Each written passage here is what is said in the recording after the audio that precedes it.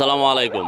আপনারা জানেন যে এই 14 কিলোমিটার যে আপনার পৃথিবীর সেরা দীর্ঘতম আলপনা, এবং এটা নিয়ে ইতিমধ্যে বিতর্ক তৈরি হয়েছে।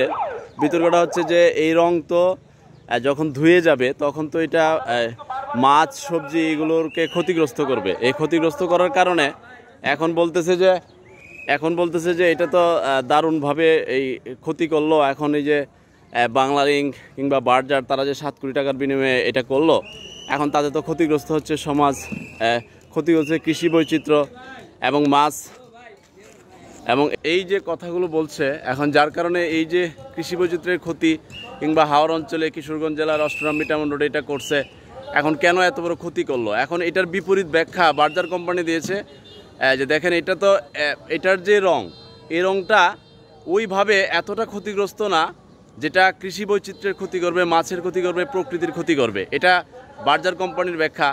এখন এটা নিয়েই এত বিতর্ক অ্যানালাইসিস তৈরি হয়েছে যে মানুষ খেতে পারে না, তাহলে কেন এটা 7 কোটি টাকার বিনিময়ে করা হলো, কেন এখানে 9000 লিটার এই রং ব্যবহার করা হলো, এই নানান সব বিতর্ক নিয়ে এখন আমরা হাওড় অঞ্চলের সন্তান হিসেবে আমরা যখন পোস্ট করছি আমাদেরকে আপনারা নানান কথা বলছেন যে এই টাকা তো আবার জনগণের কাছ থেকে নিয়ে যাবে। বাংলালিং নানানভাবে এমবি অফার এটা সেটা দিয়ে নিয়ে যাবে, বার্জার নিয়ে যাবে, ওই টাকা তো কোম্পানি নানানভাবে নানান জায়গায় স্পন্সর করে। এটাও বলছেন যে আপনি এলাকার সন্তান হিসাবে এই প্রকৃতিকে ধ্বংস করে, এরকম একটা পরিবেশকে ধ্বংস করে এই জিনিসটা আপনি কেন সাপোর্ট করলেন?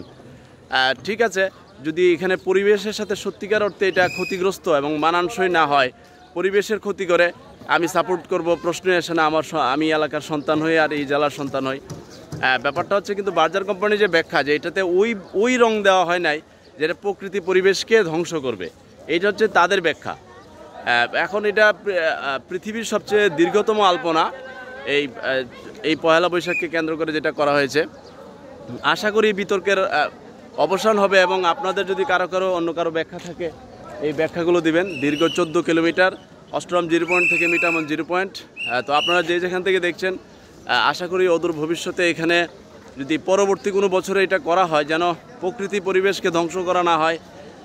নানান ব্যাখ্যা তৈরি হয়েছে ইতিমধ্যে, পক্ষে বিপক্ষে ব্যাপারটা এরকম না, যেটা সমাজের ক্ষতিকর, প্রকৃতি ধ্বংসে, সেটার পক্ষে আমি থাকবো না। কিন্তু এখন আপনাদের যদি আরও অ্যানালাইসিস থাকে, বার্জার কোম্পানি ব্যাখ্যা দিচ্ছে যে তাদের এটা প্রকৃতি পরিবেশকে ধ্বংস করে না। এখন যদি আপনার আরও কোনো ধরনের ব্যাখ্যা থাকে আপনি সেটা দিতে পারেন।